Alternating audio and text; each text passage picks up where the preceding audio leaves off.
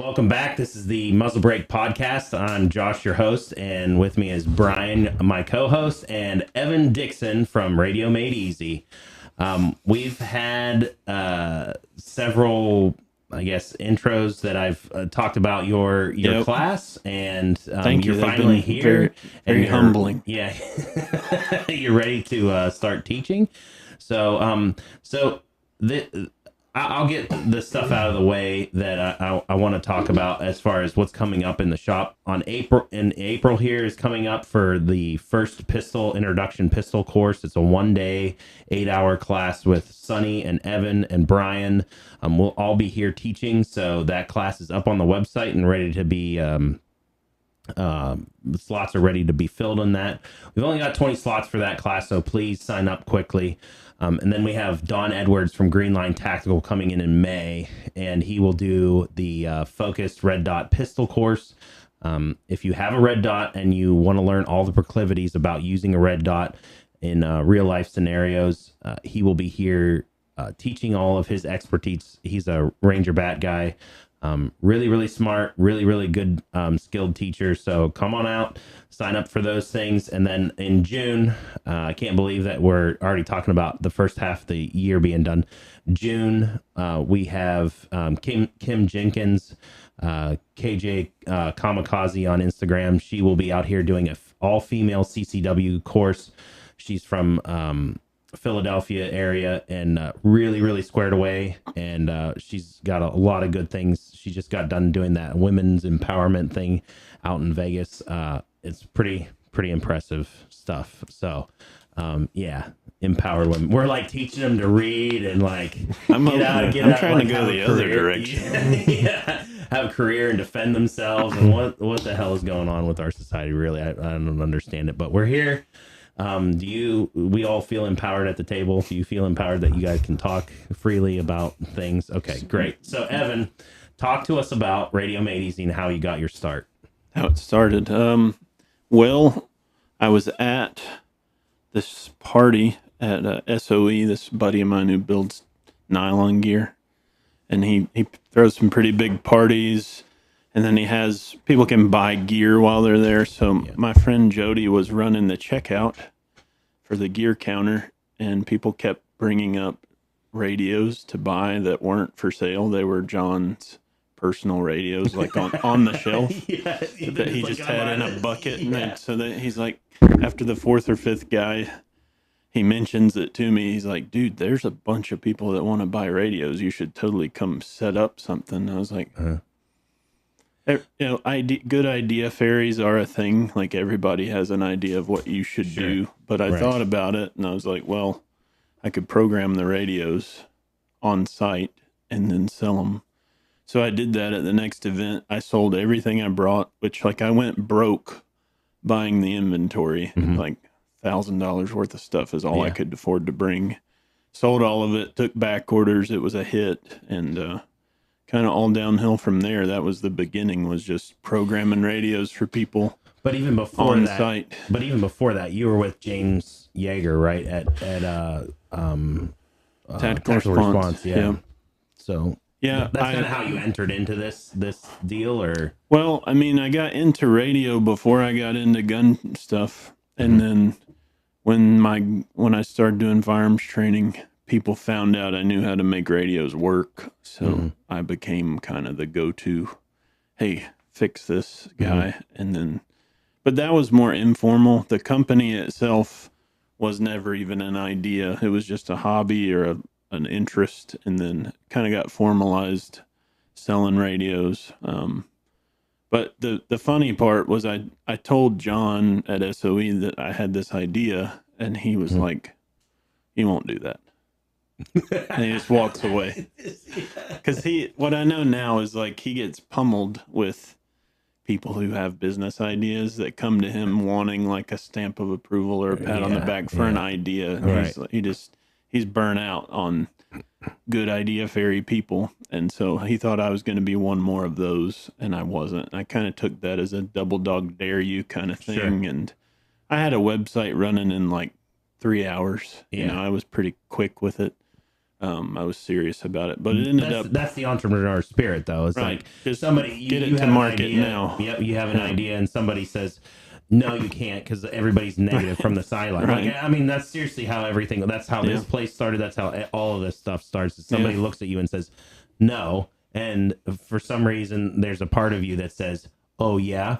Right. Well, that's basically like my entire thing with radio in general is just people saying you're not allowed to do that, or you shouldn't do that, or you can't do that. Not just John, but yeah. So, and the other thing I learned from that is like taking swift action and getting a product to market now is worth a whole lot more than making it perfect or having it fully fleshed out. Correct. I mean, I know 100 times more now than I knew then. I made tons of mistakes, jacked up tons of things for people, taught people the wrong stuff sometimes, right? But like, just doing it is how you learn it. Correct. So if you're waiting to be perfect, you'll never start. Right. And that's something you don't really know until you do it. But Yeah, somebody definitely experience that. Somebody said being an entrepreneur is like jumping off a cliff and building your airplane on the way down. You know what I mean?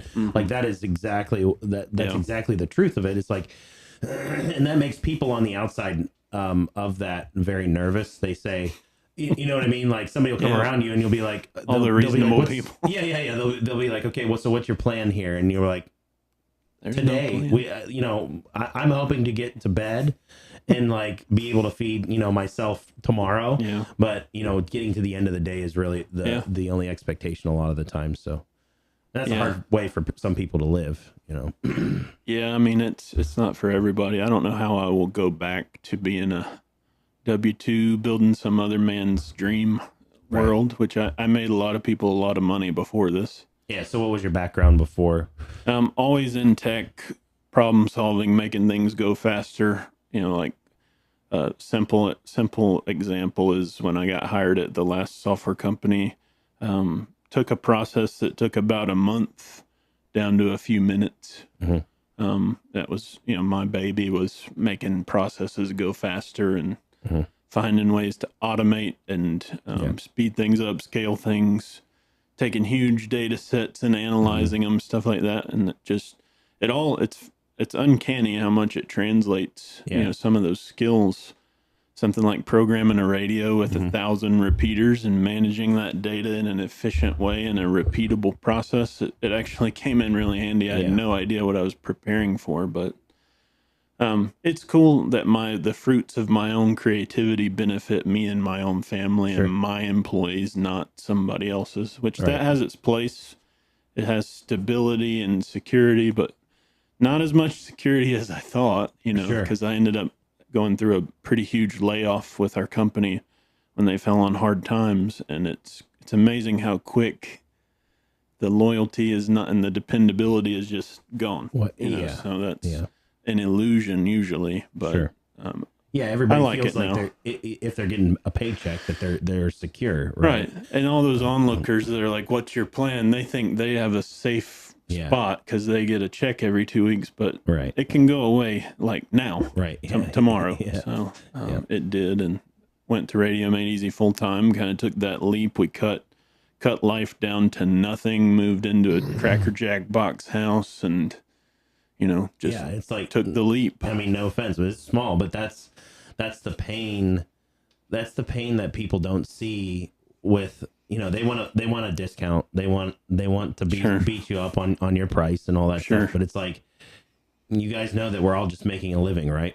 Yeah. I'm just closer to the making of the living than they are. They're 10 degrees removed. They don't think about how they get paid. They just, I get a check because I work. Well, guess what? Same here. Yeah, right. And you're asking for a piece of it, right? That's always the interesting thing. So, you mentioned about your that you're a process guy, and that's what makes you such a great teacher for this type of thing. Brian's going to go through the class tomorrow, and he's really excited. Like, look at the excitement on that guy. He's got the same excited face as me. I get it. But like, Brian's used radios in the real application world. But what you do is you take all that really technical jargon stuff, and you're a process guy. You really are. Yeah. Like you and I's conversations are absolutely hysterical. Like we should record those conversations, because we're polar opposites on the entrepreneur scale. Like I'm the guy that's out, like clear out in left field, like dreaming up something wild, and like there's a time and a place for that. But the guys that tend to do, you know, better at being entrepreneurs are the guys that can process that Sure. kind of stuff. They Maybe can the process. dreamer and the doer kind of put together. So, but you're definitely more on the process engineer. So it's funny when you and I talk, like especially about technology stuff, right. you get real quick. I understand it's a joke for you, you know, and I'm struggling, like I'm drowning over here, and you're like, just push the button, and I'm like, no, it can't be that easy, you know. Like, there's just this constant harassment. I think I was telling your buddy that you know you were picked on as a nerd in when you were in school, and now it's payback for everybody else, right? Like I don't know, you were a nerd in school, but just like you can make an assumption that typically people that have, you know, a higher level of intelligence or something like that, you're introverted. I'll kick your ass in the bathroom. Yeah, you got the more physical type over here. How many, like, what's the farthest you've traveled to do like a class? Traveled, well, I guess Seattle is the furthest from home. Yeah, but we've been all over. I've probably burned up about, I think we were doing the mileage. I'm probably at around 40,000 miles on the road in the last 3 years. That's teaching. So, you know, we try to do it in tours. Like, so this tour is Stoneboro, then Allentown, then New Hampshire. So we're knocking out 3 at a time. That's another thing people don't understand when they see the cost of a course. It's like, 3 weeks of my life is dedicated to this. Right. So it costs money to bring this on the road and, you know, bought a special vehicle or a trailer to do it with, and bring in all the equipment, and so all that. None of that's free, but we love doing the tours. Bring the whole family. Yeah, and what side would you say of the geographical map is like more like that you get more hits of people that like it's more popular? I don't know. It's not usually geography. What I've noticed is if it's a recognizable city name, right, I get organic reach from that, just because when I post it, people are like, I know where Orlando is. I don't know where Fort McCoy is. They're only an hour apart. But if I've advertised it for a big city, and then if I have an enthusiastic host that is connected and has interested people. So like this New Hampshire class, I don't want to go to New Hampshire. So I told the guy, I'm like, I don't want to come there. You're going to need to give me a deposit and find 10 people. You'll get the deposit back if you find 10 people. Well, 17 people are signed up. That's awesome. Yeah. He has a vested interest. He invited me, found the venue. You know, he put in tons of legwork, which I'm going to more than reward him for. That's awesome. But you can imagine how many tire kickers are like, well, we're the next county over. Can you come over here? Oh, yeah. Like I have going to Allentown. Someone in Reading was like, "Can you come down here?" And I'm like, "It's a 45-minute drive. Yeah, I'm driving 2,000 miles on this tour, like pony up, right?" But I get it. I mean, people are not used to. I'm used to traveling for everything. Sure. Like I drove 22 hours to Texas 2 weeks ago for 2 days. I mean, it's like a weekend trip. So I know that's not everybody's lifestyle, but the host's enthusiasm and the name recognition of the city, that seems to be what books it up. I don't know what it is about Allentown. They constantly fill it up. I don't know. I guess it's just a good crossroads of big cities. And, I mean, you got a huge population there, and then just right across the river there, you've got New Jersey, right? You know, and so you're pulling from all those big populations. You're definitely going to have a lot of people there, but you're also, you know, they also look at things, I'm sure, in the city as, you you got a lot more. Volatility. Those people are city people. They're white collar city people. On our side of the state, Pittsburgh is a blue collar. Yep. You know, we're even the people that live in the city are fairly independent. You Sure, know, from different mindset. Yeah, it's a little bit different mindset. But you know, we've had a really good response here at the shop over the last we're doing this 3 years now. Yeah, you know, you guys were like one of my first we're hosted classes. right. Yeah. And I remember that first phone or that first conversation. I mean, you had like 200 followers on Instagram. Yeah. You know, I looked you. Not The very big reason yet. we got into this was me and Jack at Thunder Ranch started having a conversation just about radios, and he's like, I don't know. You got to, you know, find out who you find, and then because he didn't really have a vested interest as far as like figuring that out, Right. which is okay. But they got other things. But I found you, I talked to you, and you were like, I need 6 people, right? Like I think that was the first threshold. And I begged people to come, and they showed up, and everybody had a blast. And then the next 3-4 classes or whatever were pretty well full, like 15 plus people. The last one was like 22, was way overcrowded. This one's going to be a little bit shy of what we'd like, you know, but I think the repeatability here, you know, there's probably a ton of people that, you know, just having it consistently offered, it'll be hit and miss. I don't mind as much for stuff that's about a day away. You know, we try to do a lot more of that's a day or two drive, but the stuff out west, it's a huge commitment. Yeah. You know, we're on the road for a whole month. I got to hire somebody to come check on my house. I've got a whole e-commerce business that I'm running remotely, and I used to take the business with me. Right, I remember that. Stop at post office. Yeah, I remember that. From inventory in totes in my truck. Like, I'm glad to be beyond that, but it's no small task. That's the other thing, though. Like the guys, there are other people in the space that probably do a great job teaching, but they can't compete with the amount I do. Sure. You know, we'll be at 700 students this year. That's in 3 years. Yeah. I mean, and I'm just on the road all the time. Yeah. So if you're not up for that life, you know, you're certainly not going to do it with a job. Sure. Like this has to be your life. Right. Yeah. A lot of people moonlight as a firearms instructor or anything, but people that do it for real, that it's hard to make a living at that too. Yeah. But I'm glad to be diversified in it because the training seems to pick up when the products go down and vice versa. Hopefully not both at the same time, but it's nice to have both of those. I enjoy the training way more than the product. So right. So I guess the conversation I want you and Brian to have, and I'm gonna kind of release you guys both to kind of have a conversation between the two. And the only reason I say this is because you know, Brian's coming at it from a zero user standpoint, and that was kind of the whole aim of your business at the beginning. Wasn't that, you know, you'd make everybody this tactical operator type, you know, you're just boiling it all the way down that you can, so that you can have you can inform somebody like Brian to be able to competently use this in his everyday life, right? So I just want you guys to have a conversation real quick here. Brian's got questions, you got answers. I'll try. You guys go ahead and you can field your questions. Go ahead.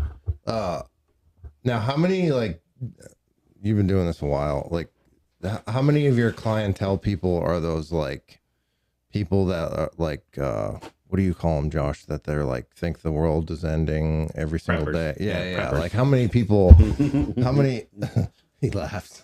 How, like, would you say, like, that's a percentage of your? Oh, without a doubt. I have different versions of that person. So there's like go through them hyper, you know, I guess it's on a spectrum like anything, right? So the most paranoid, the most afraid, which most of that has died off at this point, but prior to the election and all that, it was pretty at an all-time high of people that are very panicked about needing what they need. Like I had emails, I need this to ship before the election, right? Because for sure everything was going to be burnt to the ground.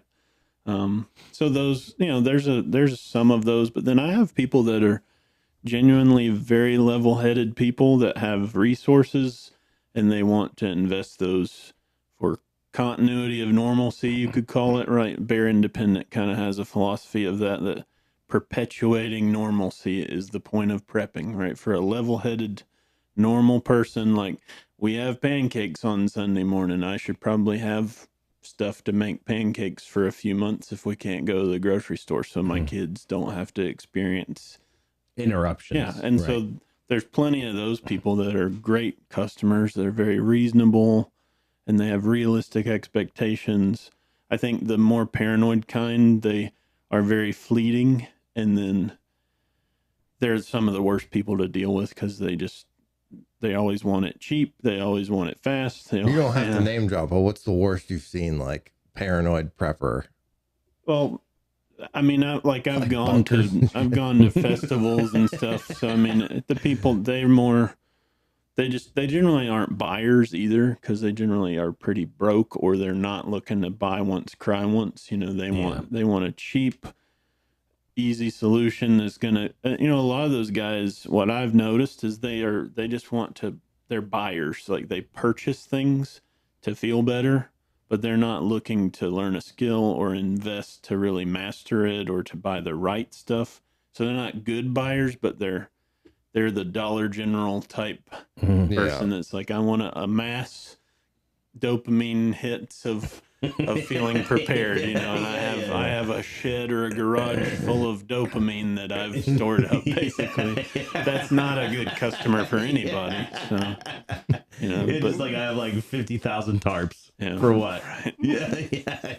And so, sometimes they'll buy stuff, but they're not generally going to invest in anything good. They're going to know, well, I can buy 20 Baofengs for the cost of 5 from you. So I'm going to go buy in bulk. I'm not going to have them programmed. I'm not going to have good antennas or any of the upgrades or the programming that we do, but they will immediately recognize they could get more for less, and they just run along to their peril. Right, because they, like, you can get on your website and see, pretty handily that you're paying more for something that's available. Pay a lot more. Yeah, that's something that's available that you can get on Amazon. Right. And if you can't read, or you don't read, then you don't know what we do or what we do to it. So, like the Mars mods and things like that. Right, or just simply the stuff we add to it that you're not getting from Amazon, like a USA made antenna, a new battery with USB-C charging, the best BNC adapter on the market, which you normally have to buy like 5 of them to get them. Right. Stuff like that. We just do it, plus the programming, which, yes, you can do it yourself. I've gone on and on about this in other contexts, but people take for granted that it's not necessarily easy for everybody to program it. Yeah. And I would put my programming up against the people that say it's easy all day, because I can efficiently use those memories to do what I know is useful. Right. Sure, you can throw some stuff in there. How do you know that's what people need? Right? Like, I know what people need, and I optimize that. So it's worth a little bit more. But how much hate do you get? Lots of hate from our beloved boomers, that know a Baofeng costs, they always use like the lowest number possible, right? So it's like $18, and then, so you're selling that for 10 times what it cost. And then, or the price, they're really price conscious boomers, right? So they mock that. Like, my ads for this class were just riddled with, oh, really? like, is that price in US dollars or is it pesos? Right? Like, So I immediately just block and delete. It's not worth the time. But that's a pretty consistent hate. And then I get the hate from the ham fuds or the ham snobs or the ham sad hams or whatever people like to call the ham radio guys that occupy the hobby. Yeah. They don't like that I am. It's hard to know what they don't like specifically, but I think it really bothers them that I'm providing an easy solution to something that they would like to be behind closed doors or a little more gate kept. Yeah.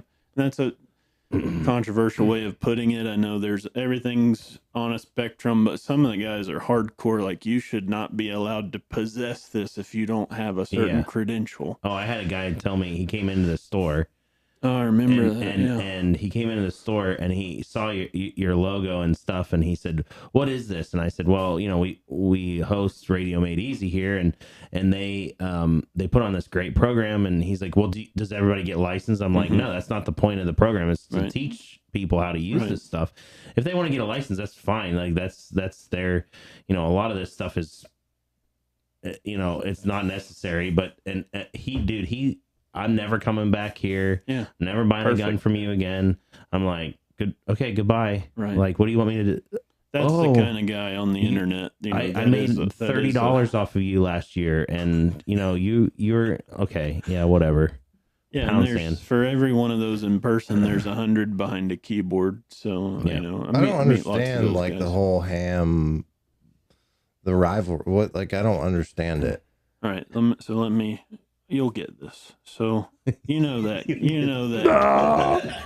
that kid you grew up with, we were talking about him earlier. Yeah. That smart kid that I was referring to you. Like, no, I'm not pulling any punches. But this is not me. This is like, I understand. He has 30 IQ points on me, right? That kid who, like, he knew everything. He was very smart, very capable intellectually, but an outcast, right? And so felt other than all his peers his whole life. And then he finally comes across this world called ham radio. It's full of people like him, right? And they have the knowledge, and it comes naturally. Like, they understand physics, they understand technical terms. It all clicks. They don't need a mentor. They don't need a shepherd. They don't need it spoon-fed. It's just like natural. Like, oh yeah, of course. And they get real excited because they have this like little group of people like them, and they share they trauma bond, and they enjoy this. And then someone like me comes along and is like, hey, I'm gonna help the plumber next door. That's just normal. I'm gonna help him learn to do what you do. I'm just going to skip all that intellectual mumbo jumbo, all the acronyms, all the technicalities. I'm just going to show him how to drive the car instead of how to build the engine. And they're like, well, wait a minute. This was our thing. This is our circle jerk. And you've inserted yourself. Yeah. You've inserted yourself. That might be a little too true. Into the intellectual circle jerk. Right. And I really think that's not everyone, but I think a majority of the people that have that response, they're also very much a rule follower, right? So you have that mentality of, if something is written as a rule, not even a law, but just a rule or a regulation, we follow it to a T, because those rules are there to keep us safe, and we trust the rules, and we enforce them. Like, it's literally like a communist mentality of you tattletale on anybody you find that is breaking them. And so there's a lot of pride in that, and a lot of arrogance in some cases. So, I completely just circumnavigate that. Like, forget that. Like, if you want to go there, you can, but here's how it all works. Here's what it can do. I just show you all the ropes, and there's a resentment toward that, which I think is very stupid, because the sad reality is the people that consume radio equipment and radio resources that demographic is quickly fading and dying, like literally aging out of existence. So if they don't figure out how to deal with that, like, the stuff won't even be available anymore. Like, people won't manufacture it, and the FCC might even do away with the frequency allocations. So, I mean, like, if you want the playground, someone needs to be allowed to play on the playground. Right. So, I'm just inviting lots of kids to the playground. So they're not fans of that's really rare now, but I come across it occasionally. But thankfully, there's, like, newer generations are not of that mentality, so they're very logical and common sense oriented. Where if you explain, these are rules, they're designed to keep things working and functioning. It'd be great for you to follow them. You don't have to, but it would be great if you did. That's kind of how I explain it. I never tell people disregard the rules or F the rules, right? I don't teach that way, but I do teach you, here's how it all works, and here's how you are expected to go about doing that. Right. Whether or not you do it doesn't matter. Probably not. Here's how to not make a mess, you know. But I have all the credentials. I don't lead with them. I don't like introduce myself with my government ID number like some retard. But you know, we were talking about your friend in the neighborhood, right? That has the repeater. That, yeah. He's like, real. If they have I always joke in class, right? Like if it's embroidered or if it's on their hat or their bumper or their windshield, like those are what we call clues. And that's not your kind of person, right? If their government ID number is part of their identity as a person, that's generally like, I love it. The guys that their YouTube channel name is their ham radio call sign. It's like having a car channel and your driver's license number is your YouTube channel name. It's literally the same. Yeah. So like, what's the, how often do you get on the radio your own self?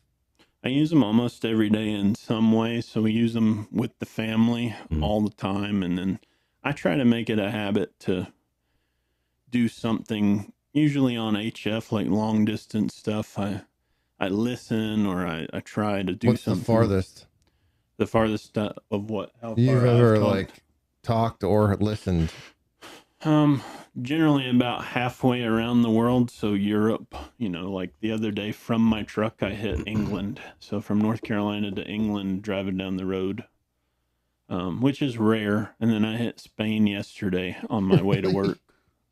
But those are like, well, we were in here that one day that expedited antenna we threw out into the yard there. We were talking to people in Japan and Italy. Yep. And just Europe is pretty easy to get to in the morning on 10 meters or the bands that work well during the day. The interesting thing is it needs to be a similar time of day because of the way the atmosphere works. The sun needs to be shining in both places. So you only get these windows of opportunity, right, as the earth turns. So you've got, I'm not trying to be controversial about the shape of the earth, but yeah. So Brian, he believes in a flat earth. I don't believe anything. That's what I can prove. But none of this works. Do you actually have conversations with these people? Short, basically, like, it's funny, like, the whole radio hobby as a hobby is literally like strange men talking to each other. Yeah, but like, what? Hi. The conversation is like, here's my government name, here's your government name, here's where I am, here's where you are, here's what your signal sounds like, here's what mine sounds like. Okay, next.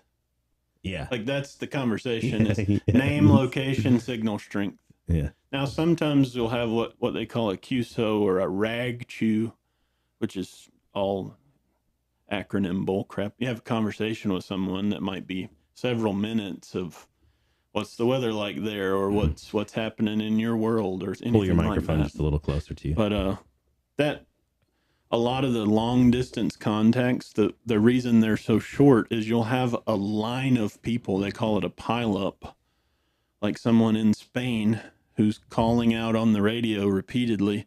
You'll have 20 people trying to get in touch with him all at the same time to mark off in their book that I got into Spain. Yeah. You know, so you're competing just to say hello. Yeah. Right. So it's not a functional like skill. It's a meet a stranger that claims to be there, right? You don't even have a way to verify it, right? Yeah. But they say they're there, you look them up, you add each other to your logbook, and then you go on, right? And that's a lot of the hobby of radio. I'm not interested in radio as a hobby. I want a tool that's functional, that does things that I need to do when other things don't work. So what I am practicing for is like, well, what if I need to know what's going on in Europe and I don't have internet, right? Like, supposedly a bomb got dropped in England. Can I reach England? Well, before 10 a.m., in the right conditions, I can hunt around and maybe catch somebody in Europe, right? And if I do that enough times with repeatability, then I might be able to do it when it matters. But I'm not interested in building my logbook, right? That's what some people are into it for, but definitely not my use case. Now, what's more fun to me is like regional comms like we did between us, Yeah. supposedly in Minecraft. We connected over HF from my house to yours. Like, that's super functional, right? Talking to North Carolina to Pennsylvania reliably to a person you intend to talk to. That's super important, not some rando. But there's a plan to that. Like, we both had to plan. It's insanely that kind of stuff. planned, or it doesn't work. It's not like just picking up your cell phone and just dialing in. You have to, okay, we're gonna be in this set of frequencies, right? And we. Yeah, I mean, you gotta pick a comms window. You have to mess, with that kind of stuff. If it's voice, there's other ways of doing it that are more what you call asynchronous, where you can just receive the message on your computer and get around to it when you get around to it. But that can all fail. What I've learned through observing crises, and you might relate to this with your background, is things fall to the lowest common denominator. They fall down to the lowest tech, right? The simplest solutions. When crap's falling apart, that's what gets used, right? So you might have all this cool crap, all this fancy gear and whiz bang stuff, but when the rubber hits the road, everybody's using the hammer, right? Not the nail gun with Pazload, right? They've got something that functionally works no matter what. When the power's out, when I'm stressed, when I'm hungry, when I'm hurting, it works. That, I think that happens in all of life, but certainly with radio. So all this stuff that's really cool, it's probably going to boil down to just simple analog voice. And that's what we've seen happen in the disaster zones and stuff like that. So that's part of the equation. But yeah, talked really far, talked close, but What about could you reach Russia? You could, with enough power and the right conditions, you can reach anywhere. North Korea. Hey, your life sucks. I think a radio that can do what these do would be very prohibited in North Korea. But, yeah. Probably not much there. Now, what is the one that you have over there? That's kind of like what he has, right? Well, that's one of them. Yep. Yeah, that's what that handheld. I'm not talking that distance on a handheld. This is like a I understand that, but the stuff that we carried in the military, is it the same gist? It's the same phenomenon, right? Like it puts out a signal that does the same crap, but it's definitely different hardware, right? Because part of what you benefited from is somebody set all that up and it just worked, right? There wasn't a lot of I didn't do anything with it. And the civilian side, or really any, and I say civilian because there is police, fire, EMS, none of those radios even have buttons on them, right? It's you just turn the thing on and press the big one on the side. That's all you ever do. But the ham radios, they have a bunch of buttons and you do all the setup, right? So you have to know how to make it work, or you have to buy it from us where it's already set up to make it work. So it's a very different can of worms. But is the ham what you would see in a semi? That's a CB, which is similar to HF ham radio, the long distance ham radio. That's the same tech, but CB is one little sliver of frequencies. Ham radio, you've got multiple bands that you can use. CB's kind of locked down to just a few channels, and it's very low power that you're allowed to use. So, of course, everyone always abides by those rules. You never see a trucker running 2,000 watts, even though the legal limit's 4. But yeah, you can talk around the world on CB when the conditions are right. The cool thing about the ham bands is there are bands that work better with more regularity, right? So if I need to be able to reach you basically any time, there are bands that will perform well most of the time, especially at night. With CB, you could talk to Argentina, but it's once in a blue moon, right? When everything's just right, it can skip and make it there, but generally you talk a couple miles unless things magically happen. So but similar tech for sure. Do you find it how do I word this? During COVID, were you booming, people going crazy? I was just starting during COVID. I was not fully in business yet. The worst, our most busy time was right at the end of last year, the last quarter of last year. We had 3 big things all at once. So we had a big collaboration with a YouTuber that made a ton of publicity, and then we had the election, which everyone was freaked out because the previous election, what happened, they're expecting, cities to be burning, and Right. Yeah. I think they used up all that last time, Probably. but and then they thought, with Hurricane Helene, that was huge for publicity because we supplied a bunch of radios, so a bunch of people were talking about us. Yeah, can you talk about that for just a couple of minutes? Just the overall experience of it. What you did, what your experience was with like the ham community down there. Were they helpful? Were they not helpful? I don't know what they probably weren't that helpful. I mean, some of the guys were really, basically what happened is we were right. I mean, if you plot the disaster path, we are like miles from the shoulder of this warpath, right, where I live and where my shop is. So we're talking like 15, 20 minutes, right? Right. Yeah. So like just to our west is devastation, and we're perfectly fine. I mean, we had tons of trees down and power outages. That's it. Nothing, no houses washed away. No. So we were. Yeah. You sent me a text message like the night before with your screen, like on the ground. And you were like, we will rebuild. In your very dry sense of humor. But I don't even think that you knew at that point what it was. Yeah, what had gone on. And we were just kind of laughing because like there was like a build up. Like I think we talked everybody the night before. I think you and I talked the night before. I'm like, dude, there's this big storm coming your way. Like, are you guys okay? I wasn't even fully aware of it. Yeah. I think one piece of siding on our house was flapping. That's what it was. It was a piece of siding. You were like, we will rebuild. Like, some people's houses were like devastated. Right? Some people's houses are not there. When you dump 60 inches of water on 1 inch thick topsoil on top of granite, on a sloped mountainside, right? That's what happens. The house that was there is now at the bottom of that mountain, or the road that was there is not there anymore. So, I mean, it's not a laughing matter. There's thousands of people completely devastated right next to us, and of course, like all good neighbors, right? Like a lot of people sprung into action wanting to give supplies and go help do search and rescue and all this stuff. So we immediately were putting out content about how to use your radio, right? So there was a repeater in the area that was just a miracle that it was functioning. Most repeaters were down, but there's one specific repeater on top of Mount Mitchell that's 6,000 feet in the air. It's the tallest point this side of the Mississippi, and it covered the entire disaster zone and then into the greater Charlotte area, which is where I am on that side of things. So it covered like almost 100 miles. So if you had a Baofeng and you could program it into that, you could talk in and out of the disaster zone. Were you talking to people? Oh, yeah.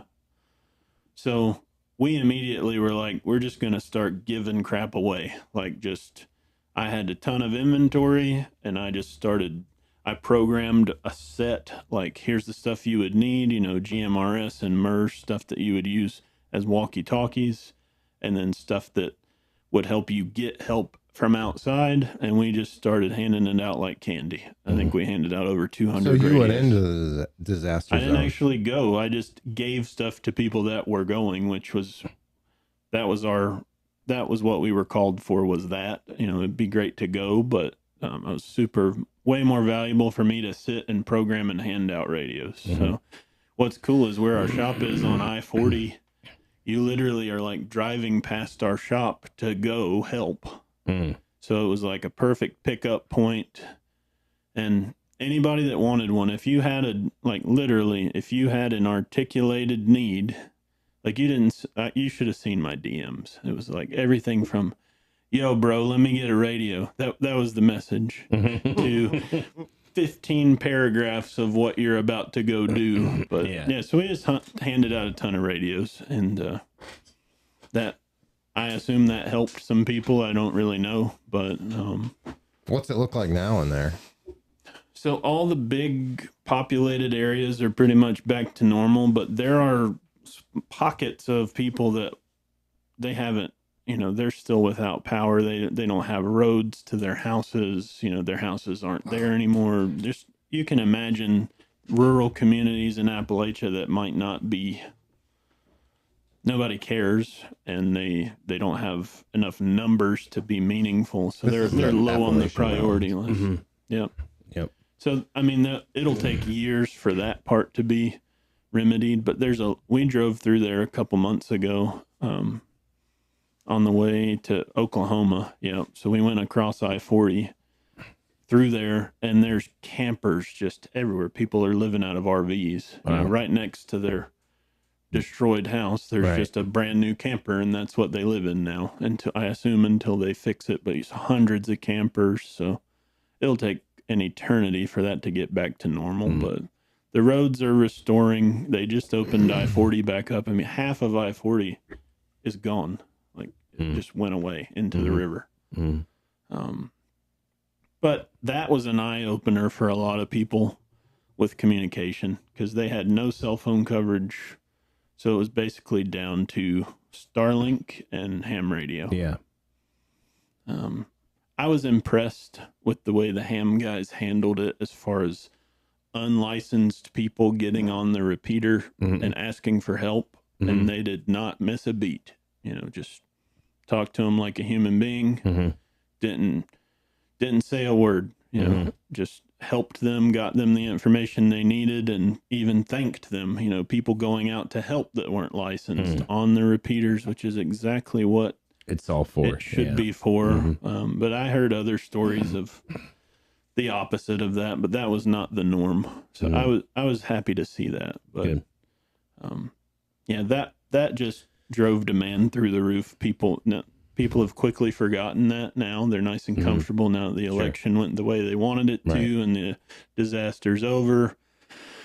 Demand has waned on that front, but that's why classes were sold out, and we were sold out of product, and it was an interesting time. So the next hurricane, people are going to be like, unfortunately, we will be very correlated with crisis and disaster. Right. I've observed that very clearly now. I mean, that's the same with our industry. Is anytime that there's panic, there's a response, and people want to get trained last minute. It's like everybody waits to the 11th hour, right? Right. So, and I don't want to exploit that, but I see that is going to be my reality. Yeah, for sure. I have to maturely and responsibly handle that, but that's definitely how it will be. So if you are watching this to this point, you're obviously dedicated, right? Like, so you're obviously dedicated, sure. And you need to come and take this course, because again, I say that little phrase that you came up with, the possession does not equal proficiency, right? Yeah. And I don't even know if that's mine. I probably stole I'm it. just going to attribute it to you for now, okay? Until we figure out it was like Socrates or something like that, okay? But really, I mean, tomorrow, the next 2 days, there's going to be 5 more, 6 more, whatever, 7 more people that are going to have this power, that they're going to be able to touch 20 other people, or help 20 other people or whatever. Yep. So like, it's a huge superpower. Thing. It is. It's a superpower. Like, just about having the ability to shoot a gun, accurately and with intent and all that stuff.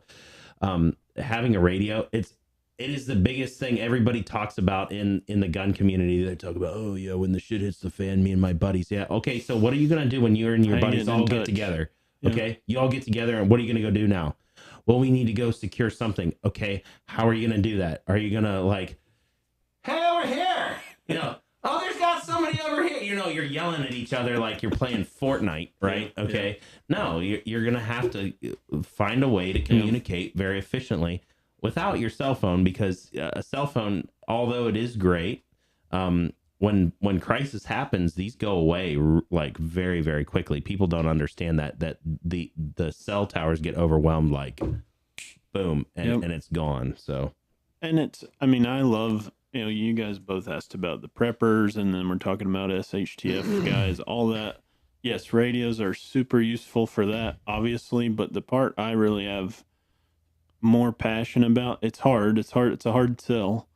But I really do see that radios have a function in everyday life. Oh, we use it every day. Yep. And it's different for everybody, right? But like if you travel anywhere commonly where cell phones aren't dependable, if you travel in a convoy, if you do anything where like you need to fish a wire down a stud bay in a wall, right? And one guy's in the attic and you're down, like any of that, radios are a godsend. So like, and what I love about that is if you start using them now and find ways to use them now, then of course, when you really need them, it'll be more intuitive. But yeah, that's the other part of it, is finding a way to make it part of your life. And it, of course, like anything, it helps when you have people that are enthusiastically on board, right? Which I get. You know, your spouse may roll their eyes at you or whatever, but should have married somebody else. But that's Peter, don't laugh so loud. Kate's watching this, okay? So,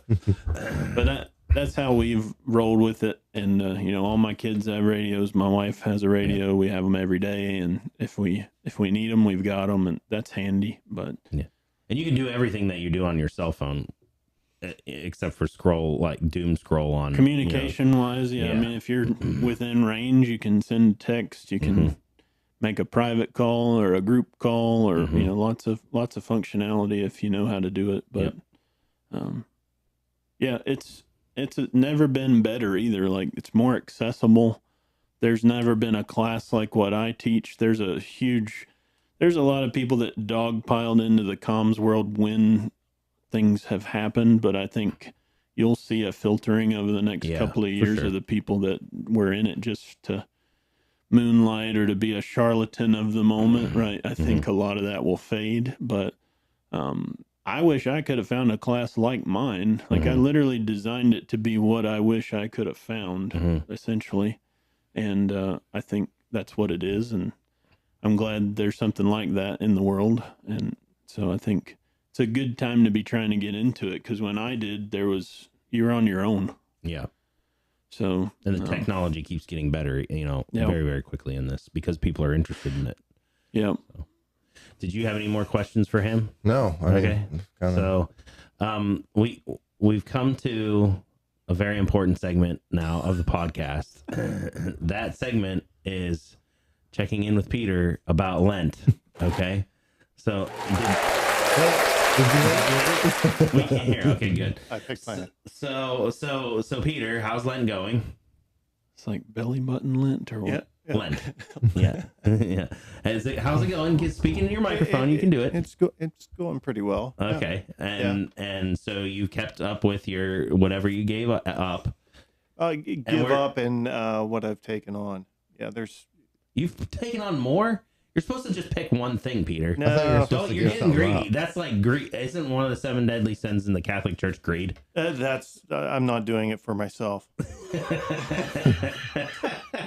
Is this for the betterment of the world? I can't wait until you unveil what you gave up, like on episode whatever. Oh, still hasn't get. I No, he won't he give it can't. up. He He can't. It's won't like give it the up. launch codes.